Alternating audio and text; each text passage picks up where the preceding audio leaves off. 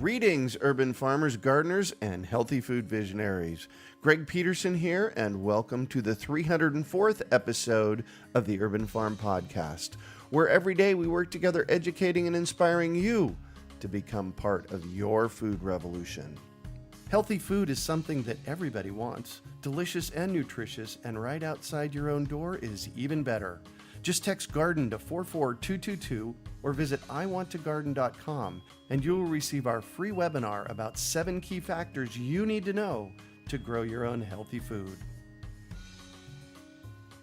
Today on our podcast, we have someone who shares about feminine approach to farming and how it can benefit humanity. We're talking to Karen Lanier about the wisdom and wonders of women farmers. Karen is a naturalist, documentarian, teacher, artist, and gardener who explores the interconnections of nature and culture. She holds degrees in photography, foreign language, conservation studies, and documentary studies, as well as a professional environmental educator certificate. She worked as a seasonal park ranger in the state and national parks across the U.S. before settling in Kentucky, and her Americore volunteer experience with Seedleaf, a community gardening nonprofit. That helped her shift her migratory perspective on life toward putting down roots. Karen writes a weekly column for Hobby Farms online magazine. She edited and co-authored the book Wildlife in Your Garden and authored the book The Woman Hobby Farmer. Welcome to the show today, Karen. Are you ready to rock? I sure am. Cool. So I shared a bit about you. Can you fill in the blanks for us and share more about the path you took to get where you're at today? Sure. My path has never been straight. That's pretty clear from my bio. It's been pretty fun, and I've let my curiosity guide me along the way. I grew up in Texas and didn't ever see the value of that place where I grew up because it seemed like kind of a wasteland, just a dry prairie kind of environment, a lot of feedlots for cattle, and not much else going on. And so I got out of there as soon as I could, and then found myself not knowing quite what to do with a college degree and not knowing where to go next. And I ended up in the National Park Service with an internship. And that kind of opened my eyes to the rest of the world. And I started working seasonal park ranger jobs. And sometimes that would lead me back closer to home, and sometimes that would lead me farther away. Throughout all of it, I was interested in photography, and I was doing some photography along the way, but when I wasn't working seasonally at the parks, I would usually go to work at a photo lab, mainly during the winter and times when I couldn't find a job elsewhere. So I had those two kind of dual passions, working with images and art, and also working outdoors and connecting people with the places they were visiting. I didn't really have any training to be a park ranger. I realized I really wanted to learn more about biology, ecology, just our whole life sciences that I kind of skimmed over because I focused on the humanities when I was in college. So I ended up going back to school and found a really cool program that no longer exists. It was in place for about 3 years at the College of Santa Fe, which also no longer exists under that name. So there's not very many of us who have a degree in environmental documentation, which basically means we studied a lot about the environment and we studied a lot about storytelling and combined those two things. Wow. How fantastic is that? Yeah, it's a pretty perfect fit for me. So then I kept on working in parks and then trying to find ways to use my new skills with audio recording, video editing, more photography, and creative writing. Now I've also been equipped a little bit more to understand the natural world. So it gave me an even deeper appreciation. And so eventually I kind of went back home and worked at a state park, and it was miles and miles from any sort of city. It was in a tiny town of about 400 people, and I felt really isolated, and it gave me a lot of time to think. No radio, no TV, just like, what am I going to do? So I picked up some books that kind of set me on a new path, and one of those was Barbara Kingsolver's Animal Vegetable Miracle. Oh, yes. I'll tell you, that has come up on the show many times. Yeah, it's one of those books that just sort of falls into your lap when you need it. And it helped me get a better grasp on where does food come from. I had been learning things throughout environmental studies and everything about vegetarianism. And I had been a vegetarian for 9 years and had health problems and then ended up going back to meat. And so I'd been trying to educate myself about food as I was trying to stay in one place for more than one season. I was also starting to plant an herb garden in my little front yard, sort of just understanding what all this was about for the first time. But that eventually led me to going east and then west and east and west, and I kept going across the country. At some point, Kentucky got on my radar, partially because of Barbara Kingsolver. There was a farm. I wanted to start woofing. In case somebody doesn't know, woofing is worldwide opportunities on organic farms, and it's a big network of farms and volunteers that can connect, and you can travel and stay. And I thought, okay, that's my next thing. Nice. Eventually I went to Maine, I went to Colorado, and between Maine and Colorado I visited Kentucky. I visited a farm I was interested in. I had a good friend who I was connected with. We'd visit and go back and forth. And so I was like, okay, I want to be closer and try this out. And, being in the Southwest most of my life, I could see how hard it was to farm. The only role models I had was cotton and cattle, maybe a little corn here and there. Yeah, well, we're in Phoenix here, so we know firsthand what it takes to grow in the desert. Oh, gosh, it's just so challenging. I really respect people who can make the most of their resources. As I learned about cultures that survived over thousands of years, I started realizing how wasteful our culture is and how far we've come from being in touch with that. Yeah. And one of the places that I worked that kind of helped me understand a bigger picture of humanity was I worked at a flint quarry, which was an archaeological site. So people, more than 1,000 years ago were flint napping and trading this really precious tool. I've never had any experience with tool making, and here I was trying to explain to visitors from all over the world why this was an important resource. And I think that's something that was also a tie to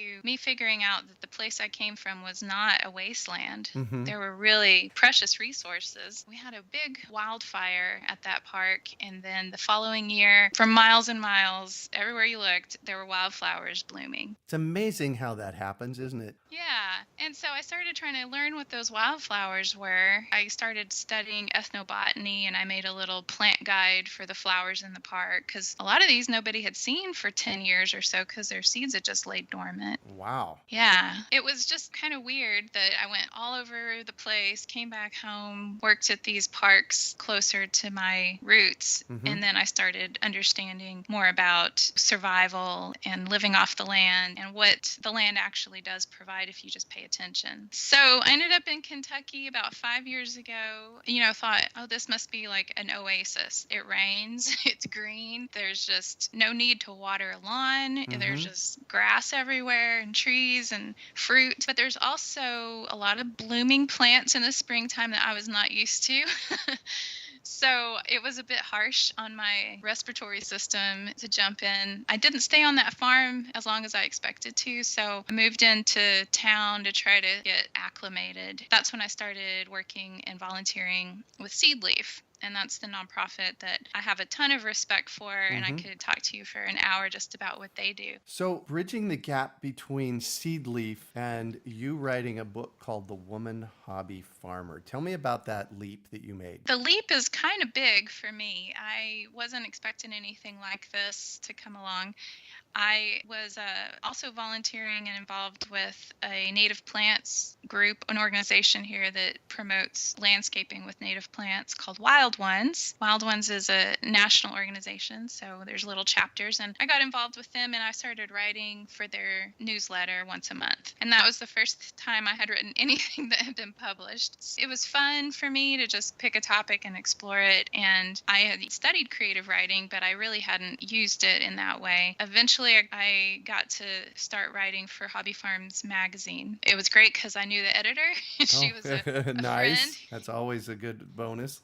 And I met her through Seedleaf, so it's kind of this little hub of network that there's little tendrils reaching out, and one person leads to the next. Getting to write for Hobby Farms, I was writing maybe every 2 weeks for the online magazine. The editor asked me if I would write or co-author and edit the book Wildlife in Your Garden. So I jumped on that opportunity, had never done anything like that before. I just thought, oh, writing a book's like writing a bunch of articles and putting them together. Well, not quite. Yeah, it's harder than it looks. Oh, yes. So that came off pretty successfully, although it was pretty stressful for me because I was moving in the middle of it and trying to figure out how to write a book. So I'm grateful that book was kind of a good starter with many articles that were handed to me that experts had written, and I just had to compile them and get them in order. And then I wrote additional parts. It goes from insects all the way up to bears and tries to kind of touch on a little bit of life along all of that scale. Yeah. So luckily, birders and butterfly experts and some bee experts had written great articles, so I didn't have to do those. Those sections are really well done. So I covered some of the animals that we don't think about that much, like turtles and salamanders, some animals that we kind of like to hate. Right. Gophers. Stinging insects, gophers, moles, voles, that kind of thing, and deer. You can love them or hate them. But my approach to the book, which I'm really grateful that the publisher didn't really give me many constraints. So I got to give it my perspective, which, having been a park ranger for many years, I was a little more concerned about wildlife than people's gardens. Honestly, that's kind of where my heart goes, and I have to sort of find a way to say, oh yeah, it's okay to have both. Really, I think it comes from a place of understanding, and my training also as a park ranger was in interpretation. I wasn't the kind of ranger who's carrying a gun and giving people tickets for doing bad things. I was educating them and helping them connect with the resource. That heart that you spoke to a moment ago in your first book, that led to your next book, I would suspect. Yeah, and it was just about a year later. The same publisher came to me and said, would you write this book? And I was a little surprised because they had just offered it to a very good friend and who was also writing for the magazine. And she told me about it, and then she said that she was going to say no. And then it came to me, and I was like, should I follow her way that she did and say no, or should I try this? And I went for it because, again, the publisher was really open with me to be able to do it my way. I thought this would be a great way to just grab those documentary skills and put them to work. So I got to do longer interviews and spend a good amount of time with each person, as long as they were able to spend a good amount of time with me. Exactly.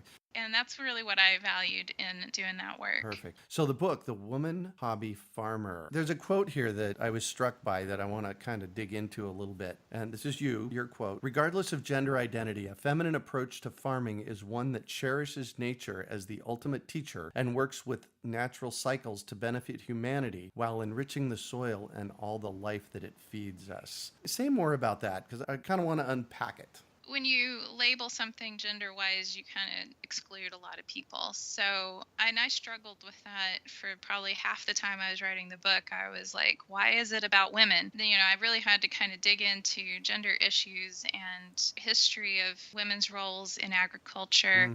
And really what I'm realizing is that I was turned off by agriculture to a large extent just because of the aggressiveness that it has towards the earth rather than being receptive and working with nature. And I see permaculture as a way to be receptive and work with nature and work with those flows. It feels very natural, and I can really connect and identify with that scheme of doing things. And I feel like the linear, get from point A to point B with making the most profit along the way is not helpful for neither the land or the people involved. I think that the feminine approach is really addressing the feminine side of all of us, that we all have the masculine and we have the feminine, we have the yin and the yang. There's times when we need to push ahead and be really strong-willed to get something done, and there's times when we need to relax and listen and really sense, what does this place need and what do I need from the place, and what does the other life that depends on this place, what do they need and how can I connect with it? Well, and that other life was a lot of the stuff that you listed in your first book, all the way from bugs to bears, right? Exactly. So how do we go about honoring the feminine in our yards? That's a great question. I think, first of all, is you get outside at least once a day. And whether it's as you're leaving or as you're coming home, you just take 5, 10, 15 minutes to check in with the space. Mm-hmm. I like one of the people I interviewed, Melissa, in the book. She says, when I'm away, my place misses me.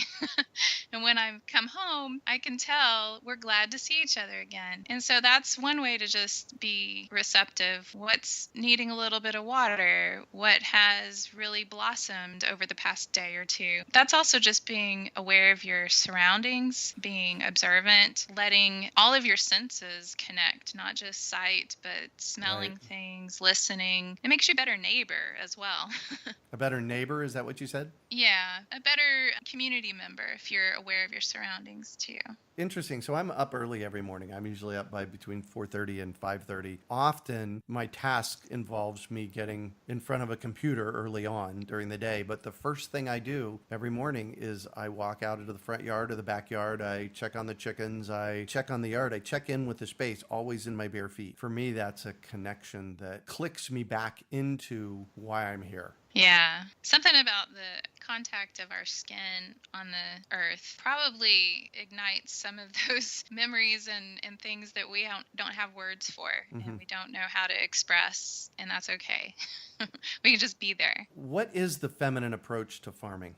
I think that's pretty much what the whole book has to go through. A lot of it is introspective. It's asking questions of yourself and finding what resonates with your values the Mm-hmm. most before you take an action. It's being intentional and being intuitive. Those are some skills or tools that don't get sharpened very often in most of our society. So really, it sounds counter to being feminine, but it's also kind of being the leader, being the guide, and knowing that you've got a whole community that you are working with. And that community may not involve other people. It may be a community of water and air, insects and mammals, but you're not alone. You're never alone in gardening. That is the case. So you already kind of touched on this. So this approach isn't limited to only women. Can you say a little bit more about that? I think I've seen women around me who, when I bring this topic up, they get a little nervous. And, Mm-hmm. nobody likes to say the F word, feminism.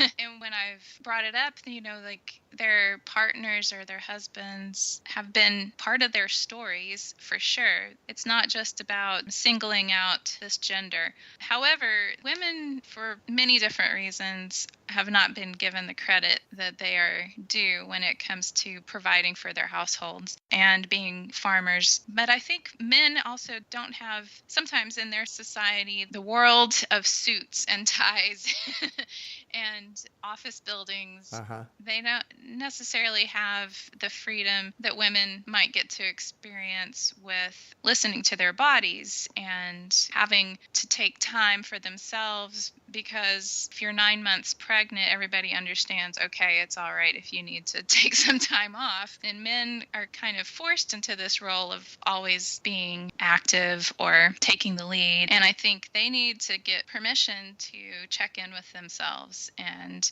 check in with the land and check in with anything going on in the ecosystem where it's hard to see that they're actually doing anything. It's hard to know that you're farming when you're just sitting listening. Right. And so I think that's kind of where we need to just be okay with it more. And I don't do that other than just on a personal level with people we interact with and how we schedule our time and structure our days and what we expect out of those we work with. And most women farmers do not work with another female on their farm. So they really have an opportunity to set an example and say, like, it's okay to take breaks. It's okay to take your shoes off and feel the dirt between your toes, and do that for their husbands and do it for their sons, and do it for all the men around them, to let them know it's okay to be touchy-feely. Right. Show their softer side. So why is it important to have the feminine aspects of farming as part of the conversation? Well, mostly because it affects our health, our personal health, I think. Women are kind of first and most impacted by environmental toxins.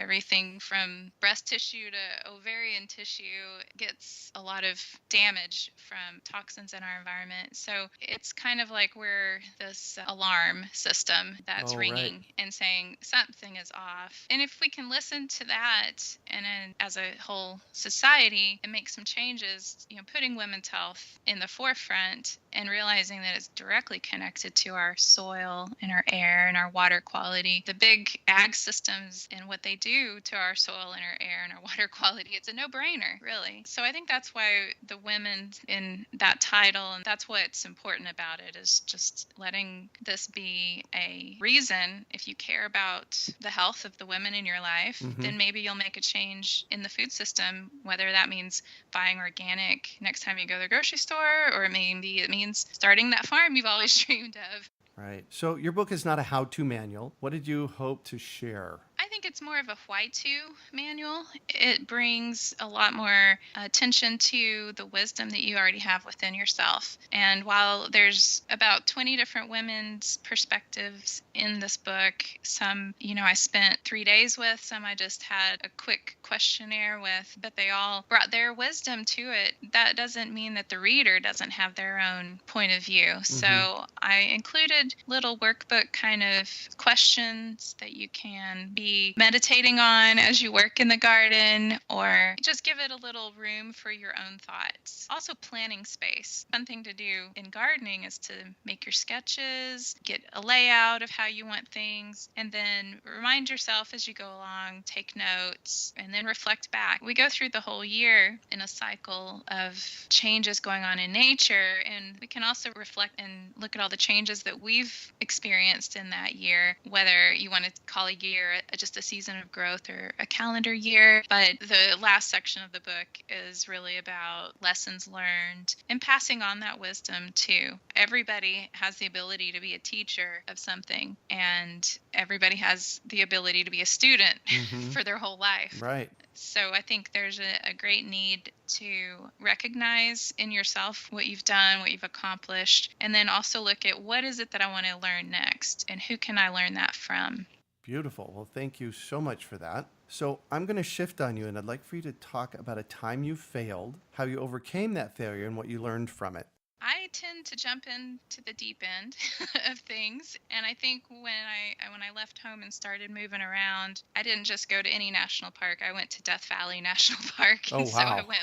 I went off the deep end there, kind of, but that was good because it's kind of sink or swim. And I thought that would work when I moved to Kentucky and came out to that farm. And I think that's one of the things I felt like a failure because I only lasted a few weeks instead of 6 months as an apprentice. I took it pretty hard. This was a dream that I always wanted to live on a permaculture farm and, really be in touch, live off the grid. And I was a little hard on myself about, now I'm back in the city and I just didn't cut it. It wasn't tough enough. But I think what I learned from that, and I write about it in the book, there's an essay called Transplant Shock. It's about being gentle with myself and understanding that I can listen to myself. My body is part of nature. If I'm listening to nature and I'm listening to my body, then I can understand what I need and when I need it. And my allergies so bad. I felt for the first time in my life like I had asthma and I was a little freaked out. So I really had to find a place that was safe for me to deal with just the environmental differences of being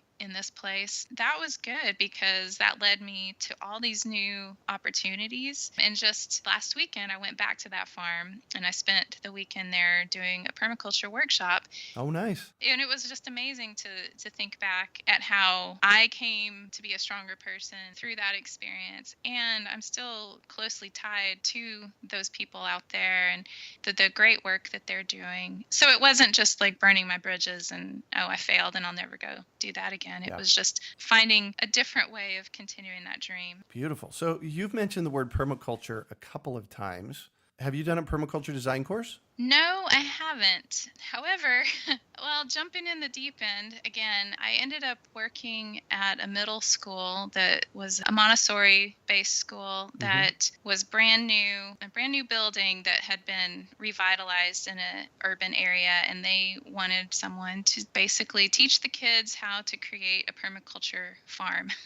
Oh, nice. I had started reading about permaculture back about 10 years ago when I was in Texas, isolated by myself, and reading up on anything inspiring that I could find, and read about the One Straw Revolution and was really interested in all of this. But really wasn't until I came out to Kentucky that I actually experienced a place that was legitimately a permaculture farm. With very little experience, I jumped into teaching middle schoolers.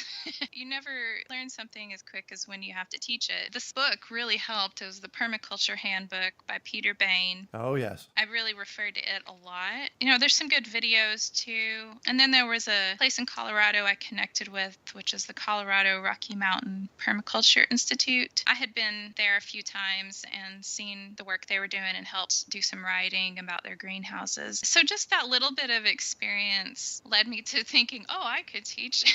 Oh, yeah. But that was another learning experience. We got it started and then I moved on because I realized I wasn't in the right position. Also with Seedleaf, I kind of incorporated a lot of permaculture ideas. They're a community gardening nonprofit that takes what is considered blighted land in these small little downtown pockets and creates community gardens. There's no better place to do permaculture than that because you've got tons of resources, like there's cardboard and wood chips. People, right. We could get tons of volunteers to come out and do a raised garden build and do food forests, mushroom inoculation, and all that good stuff. Oh, nice. And so that was a place to kind of experiment with it because nobody's really counting on selling that at a market. You know, you're not having to feed your family from it. So community gardens are an awesome place to try out permaculture, even though permaculture really requires years and years of interacting with the site. But I think if you feel like you have a little wiggle room and you're not dependent on making a profit in the first year or anything like that, and you're interested in those ideas, you can try it out in a community garden. Being a permaculturist for over 28 years now, I think, I've been studying permaculture and observing. I don't know that it requires a lot of time on the land. It requires a lot of observation on the land. And that speaks to your feminine piece. Standing back and paying attention to what's going on in the space is a really, really important piece of working in the flow. Exactly. So what do you consider your biggest success?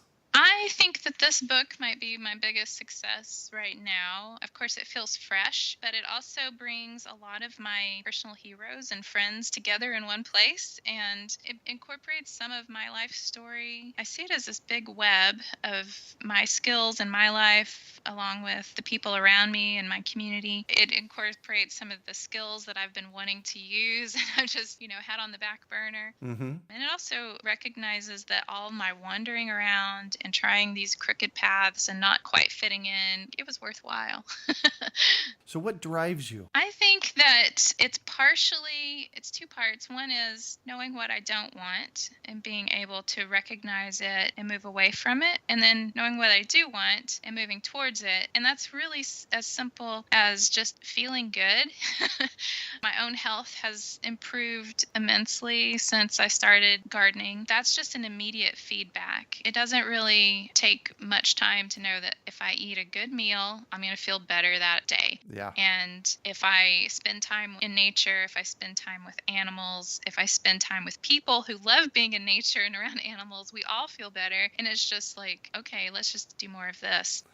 Right. It sounds a little selfish, but really it's like if I feel good doing something, then I know it's worthwhile. Hey, let me use the cliche metaphor. If the plane's going down, put your oxygen mask on first. Right. So if you could recommend one book for our listeners, what would it be and why? Well, I'm kind of going out on a limb. I think this is something I'm going to laugh at myself about later. It's The Clan of the Cave Bear. Oh, interesting. Yeah, we haven't had that one. Tell me about it. So I never read it as a young person, which I guess a lot of middle school and high school people read it, and it's a classic. My mom had it on her bookshelf, and I remember seeing it and wondering what that was about. I just read it after I finished this book. I kind of was on this whole feminist kick, and it kind of jumped out at me at a used bookstore. I really got obsessed with it because it was about a woman who's trying to learn how to live off the land by following her elders, and her elders are different than she is, but still they know everything there is to know about all the herbal plants or all the healing plants, all of the animals and their habits, not taking too much from the earth, not killing every animal in your path, but understanding and working with natural cycles. I'm probably making it sound very romanticized and idealized,